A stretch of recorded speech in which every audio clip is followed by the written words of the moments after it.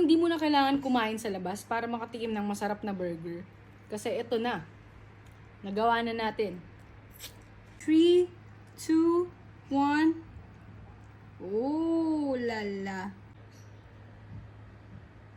Guys, today's dinner, we have here cheeseburger wrap. First bite. Yung sa akin, hindi ko iniwa.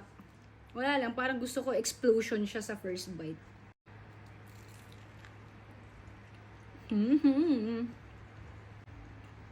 Grabe.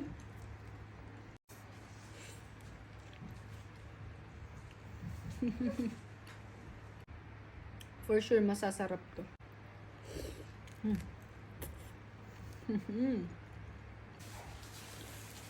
Ang sarap ng asim niya. Kasabay ng tomato. Yung patin, sarap.